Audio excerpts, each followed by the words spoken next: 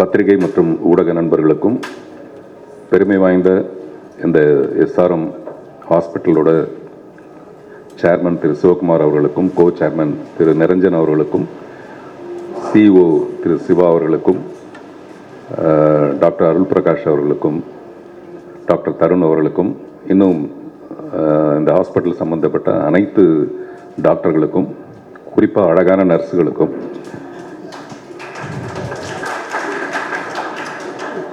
அது நம்ம புத்தி அங்கே தான் போகும். அவ்வளோ ஒன்றும் விளையாட்டு ஒன்றும் கிடையாதுங்க, அவ்வளோ ஒன்றும் காமெடி கிடையாது. நர்ஸுன்னு சொன்னால் உடனே சிரிக்கிறதுக்கு. பல இடத்துல டாக்டர் இல்லாத இடத்துல நர்ஸ் தான் வந்து உயிரே காப்பாற்றுவாங்க. ஃபஸ்ட் எய்டெல்லாம் அவங்க தான் பண்ணுவாங்க. அப்புறம் தான் டாக்டர்ஸ் வருவாங்க. சம்டைம்ஸ் அனஸ்தீஷியா அவங்களே கொடுப்பாங்க. அனஸ்தீஷியானா கொடுக்கறதில்ல, அவங்க பார்வையிலே கொடுப்பாங்க. அந்த மாதிரியான நிறைய நர்ஸ் எல்லாம் இருக்காங்க. சிவா சார் குறிப்பிடும்போது சொன்னார் பார்த்திபன் மனிதநேய மன்றத்தை பற்றி. எனக்கு ரொம்ப மகிழ்ச்சி. நம்ம எல்லாருக்கும் ஒரு சமூக அக்கறை ஒன்று இருக்கணும். அந்த அக்கறையோடு நிறுவப்பட்டது தான் அந்த பார்த்திபன் மனிதநேய மன்றம்ங்கிறது. அதில் நிறைய இந்த 35 வருஷமாக என்னால் முடிஞ்ச விஷயங்கள்லாம் நான் அதில் பண்ணியிருக்கேன். நிறைய சேவைகள் நான் சம்பாரித்ததில் பாதி சினிமாவும் பாதி வந்து சமூகமும் இருந்திருக்கிறதுக்கு அதுக்கு பின்னாடி பார்த்திபன் மனிதநேய மன்றம் தான் முக்கியமான விஷயம். அதை பற்றி ஒரு பெரியவர் வந்து ஒரு மேடையில் என்னை ரொம்ப பாராட்டி பேசும்போது சொன்னார், பார்த்திபனுக்கு வந்து டாக்டர் கொடுக்கலாம், ஒரு டாக்டர் இல்லை ஒரு 50 டாக்டர் கொடுக்கலாம் அப்படின்னாரு. அப்புறம் நான் பேசும்போது சொன்னேன், 50 டாக்டருக்கு பதிலாக 25 டாக்டர் கொடுத்துட்டு 25 நர்ஸு கொடுத்தீங்கன்னா கொஞ்சம் யூஸ்ஃபுல்லாக இருக்கும். எனக்கு இல்லைங்க, அந்த டாக்டர்ஸ்க்கெலாம் யூஸ்ஃபுல்லாக இருக்கும் அப்படின்னு. எப்போவுமே நம்ம வந்து இப்படியே தான். நான் ஐசியூவில் கூட கொஞ்சம் சீரியஸாக இருக்க மாட்டேன். ஐசியூவில் கூட அதை வந்து நம்ம தலைவர் நித்யானந்தா வந்து இப்போ சமீபத்தில் சொல்லியிருக்காரு, எவன் ஒருத்தன் எல்லாம் நடக்கிற விஷயங்களை பூரா நகைச்சுவையாக எடுத்துகிட்டு காமெடியாக இருக்கானோ அவன் ரியல் லைஃப்பில் ஹீரோவாக இருக்கான். எவன் ரொம்ப ஹீரோவாக இருக்கிறேன்னு கான்ஸ்டிபேஷன் ஃபேஸில் இருக்கிற மாதிரி ஒருத்தன் இருக்கானோ அவன் வந்து லைஃப்பில் காமெடியன் ஆகிடுவான். அதனால் அதை நம்ம ஃபாலோ பண்ணலான்னு எனக்கு தோணுச்சு. ஸோ எஸ்ஆர்எம்க்கு வந்து நான் எப்போவுமே குதர்க்கமாக அதுக்குள்ளே வேறு ஏதாவது ஒரு விஷயத்தை பார்ப்பேன். எஸ்ஆர்எம் ஆரம்பிக்கலாமா? திரு நிரஞ்சன் அவர்கள் வந்து அவங்க அப்பா கிட்ட போய் இப்படி ஒரு ஸ்பெஷாலிட்டியான ஒரு ஹாஸ்பிட்டல் முதல்ல நம்ம ஆரம்பிக்கலாமா, ஆரம்பிக்கலாம் அப்படின்னு அவர் சொல்கிறது தான் எஸ்ஆர்எம் ஹாஸ்பிட்டல் அப்படின்னு சொல்லிட்டு அதுக்கு ஒரு விளக்கத்தை சொல்லணும்னு ஆசைப்பட்டேன். அதே மாதிரி எப்போ ஆரம்பிக்கலாம் அப்படின்னா, நவம்பருங்கிறது NOVER கிடையாது, NOWEM நவ், இப்போவே ஆரம்பிக்கலாம். அந்த மாதிரியான ஒரு போக்கில் இந்த எஸ்ஆர்எம் செயல்படுறதுனால எல்லாமே இப்போ தமிழ்நாட்டில் டாக்டர் விளக்கும்போது சொன்னார், முதல் முறையான இந்த மாதிரியான ஸ்பெஷாலிட்டி ஹாஸ்பிட்டல் அது ரொம்ப அவசியமான விஷயம். இப்போ நமக்கு ரொம்ப முக்கியமான விஷயமே வெல்த்தை விட ஹெல்த்து தான் முக்கியம். அப்போ ஹெல்த்தில் வந்து இவ்வளோ அட்வான்ஸ்டாக இருக்கிறது வந்து நிறைய உயிர்களை முன்கூட்டியே காப்பாற்றுறதுக்கான ஒரு விஷயம். இப்போ எங்கள் அப்பா வந்து கேன்சரில் இறந்தார். அப்போ வந்து வறுமை ரொம்ப அதிகமாக இருந்தது. அதனால் அவரை காப்பாற்றுறது ரொம்ப கஷ்டமாக இருந்தது. பட் இப்போ வசதி இருக்கும்போது காப்பாற்றோம்னா டெஃபினட்டாக ஒரு அட்வான்ஸ்டான ஹாஸ்பிட்டல் வேணும். அதுதான் வந்து உயிர்களை காப்பாற்ற முடியும். ஸோ அந்த வகையில் அதே மாதிரி லிவருங்கிறத வந்து நான் இதில் போய் பார்த்தோம்னா அகராதியில் எல்லாமே கல்லீரல் தான் போட்டிருக்கு. ஒன் ஹூ கிவ்ஸ் அவரை வந்து கிவருங்கிறோம். அந்த மாதிரி யார் லிவரோட வாழ்கிறவங்கள அவங்க ஏன் லிவர்னு நம்ம சொல்லக்கூடாது? அதில் லிவர் நான் லிவர்னு பிரிச்சுக்கலாம். ஒருத்தன் நல்ல லிவரோட வாழ்கிறவனே லிவர்னு சொல்லலாம். அந்த பிலீவர்னு ஒரு சாங் இருக்குது, அது கூட பிலீவ் இன் லிவர், அதனால தான் அதை பிலீவர்னு சொல்லியிருப்பாங்களோ அப்படின்னு கொஞ்சம் லோக்கலாக சொன்னால் தான் இதெல்லாம் போய் சேரும்.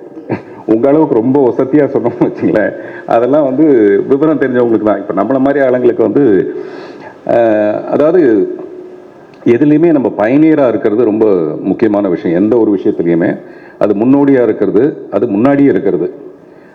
பஞ்சதந்திரத்தில் கூட முன்னாடி பின்னாடி என்ன இருந்தது, இல்லை பின்னாடி முன்னாடி என்ன இருந்ததுன்னு எதை சொன்னாலும் இது எல்லாத்துக்கும் எஸ்ஆர்எம் மட்டும்தான் முன்னாடியும் இருந்தது பின்னாடியும் இருந்தது, வேறு உதாரணமே இல்லைங்கிற அளவுக்கு எஸ்ஆர்எம் வளரணுங்கிறது என்னுடைய மனப்பூர்வமான வாழ்த்துக்கள். So we have lot of subspeciality clinic. இப்போ வந்து கேஸ்ட்ரென்டாலஜினா பொதுவாக பார்க்குறதோட இப்போ லிவருக்கு தனியாக பார்க்க வேண்டியிருக்கும். ஃபேட்டி லிவர்ன்றது எல்லாரும் கேள்விப்பட்டிருப்பீங்க. அந்த மாதிரி குடல் அழற்சி, பேன்க்ரியாஸ், GI கேன்சருக்கு எல்லாத்துக்கும் நம்ம ஸ்பெஷல் கிளினிக் இருக்குது. வெயிட் லாஸ் கிளினிக் கூட நாங்கள் ப்ரொவைட் பண்ணுறோம். So I like to highlight, இப்போ நாட் ஓன்லி நம்ம வந்து நீங்கள் சொன்னதை வச்சு உங்களுக்கு மருந்து கொடுத்துட முடியாது இல்லையா, தேர் ஆர் டெக்னிக்ஸ். இது வந்து ஒரு ஸ்பெஷல் இன்ஸ்ட்ருமெண்ட் பை விச் இந்த அசிடிட்டிக்கு வர்றதுக்கு முக்கிய காரணம் ஒரு பாக்டீரியா. அதை நம்ம எண்டோஸ்கோபி பண்ணி ப்ரூவ் பண்ணாமல் ஒரு மூச்சு காற்றுலேயே அது இருக்கான்னு பார்க்குறதுக்கு ஒரு டெக்னிக் ஒன்று. இது first time in Chennai here. Basically இது வந்து நம்ம ஊதுனோம்னா அதில் வந்து அந்த பாக்டீரியா இருக்கான்னு தெரியும். அதை வச்சு நம்ம ட்ரீட்மெண்ட் பண்ணலாம். ஸோ எண்டோஸ்கோப்பியை கூட அவாய்ட் பண்ணலாம். இது வந்து ஒரு ரொம்ப கஷ்டப்படாமல் ஒரு டயக்னோசிஸ் மேக் பண்ணுறதுக்கு இது ஹெல்ப் பண்ணும். இது ஃபர்ஸ்ட் டைம் நம்ம இன்ட்ரடியூஸ் பண்ணியிருக்கோம். ஸோ வாட் இஸ் ஸ்பெஷல் அப்படின்னா, இங்கே பண்ணுற எண்டோஸ்கோபிக் ப்ரொசீஜர்ஸ் வந்து பெயின்லெஸ். பிகாஸ் எல்லாருக்கும் மைல்டாக ஒரு செடேஷன் கொடுத்து பண்ணுறது தான் எங்கள் மோட்டிவ். அண்ட் ரொம்ப கிளியர். ஏன்னா இந்த இன்ஸ்ட்ருமெண்ட் எல்லாமே அட்வான்ஸ்டு 4K இமேஜிங். லைக் அதில் வந்து ரொம்ப கிளியராக நம்ம கண்டுபிடிக்க முடியும். ஏர்லி கேன்சர் எல்லாம் கண்டுபிடிக்க முடியும். அண்ட் இந்த எண்டோஸ்கோப்ஸ்லாம் இன்னொருத்தவங்களுக்கு யூஸ் பண்ணுறதுக்கு முன்னாடி பர்ஃபெக்டாக க்ளீன் பண்ணுறதுக்கு ரிகரஸ் டிஸ்இன்ஃபெக்ஷன் கண்ட்ரோல். நம்ம ஒரு பர்சனுக்கு யூஸ் பண்ண டியூபை இன்னொருத்தவங்களுக்கு யூஸ் பண்ணுறதுக்குள்ளே நல்லா வாஷ் பண்ணி அதை 100% ஸ்டெரிலிட்டிக்கு அப்புறம் தான் அடுத்தது யூஸ் பண்ணுவோம். And above all it's affordable to every one. நம்ம சொசைட்டிக்கு அஃபோர்டபுளாக இருக்கிற மாதிரி தான் நம்ம ஏற்பாடு பண்ணியிருக்கோம். ஸோ எண்டோஸ்கோப்பினா என்ன, விச் ஐ வாஸ் டெல்லிங் இல்லையா, ஒரு டியூப்பில் சின்ன கேமரா இருக்கும், விச் பை த்ரூ நம்ம வாய் வழியாக உள்ளே போய் அந்த குடல் டியூப் உள்ள அந்த புண்ணு இருக்கா என்னன்னு பார்க்குறது தான் அந்த எண்டோஸ்கோப்பி அப்படின்னு சொல்கிறது. கொலனோஸ்கோப்பிங்கிறது மலக்குடலை பார்க்குறது, நல்லா மருந்து கொடுத்து வயிறை க்ளீன் பண்ணிவிட்டு உள்ளே போகிறது. இது எல்லாம் ரொம்ப கம்ஃபர்ட்டாக பண்ணணும். இல்லைன்னா அனஸ்தீஷியா இல்லாமல் பண்ணும்போது கொஞ்சம் அசௌகரியமாக இருக்கும். நிறைய பேருக்கு கம்ஃபர்டபுளாக இருக்க மாட்டாங்க. அதனால் we have to do it.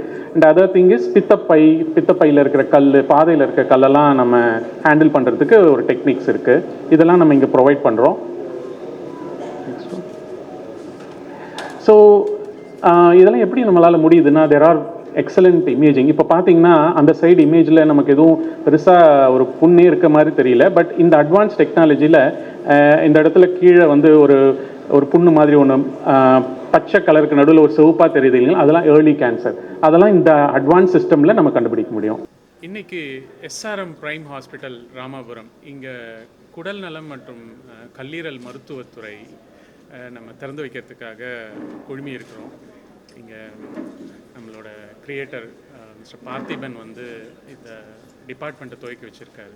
இந்த டிபார்ட்மெண்ட்டில் என்ன ஸ்பெஷாலிட்டின்னா, குடல் சம்மந்தப்பட்ட லிவர், கணையம் இந்த மாதிரி சம்மந்தப்பட்ட பிரச்சனைகளுக்கு ஒரே இடத்துல தீர்வு கொடுக்குற மாதிரி பிளான் பண்ணியிருக்கோம்.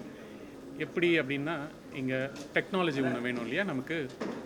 இந்த எண்டோஸ்கோப்பி அந்த மாதிரி ஒரு ப்ரொசீஜர் பண்ணுறதுக்கு ஒரு ஸ்டேட் ஆஃப் த ஆர்ட் டெக்னாலஜின்னு சொல்கிறோம் இல்லையா, சிறந்த டெக்னாலஜியை யூஸ் பண்ணி மக்களுக்கு ஒரு ரீசனபிள் காஸ்ட்டில் எப்படி பண்ணலாம் அப்படிங்கிறது தான் இந்த டிபார்ட்மெண்ட்டோட குறிக்கோளே.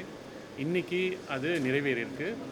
எங்களோட டிபார்ட்மெண்ட்டில் இந்த குடல், கல்லீரல், கணையம், சிறுகுடல் சம்மந்தப்பட்ட பிரச்சனையை சரி பண்ணுறதுக்காக எல்லா வசதிகளையும் ஏற்படுத்தி கொடுத்துருக்கோம். இதை வந்து உங்களுக்கு இன்றைக்கி நாங்கள் தெரிவிச்சுக்கிறோம். நன்றி.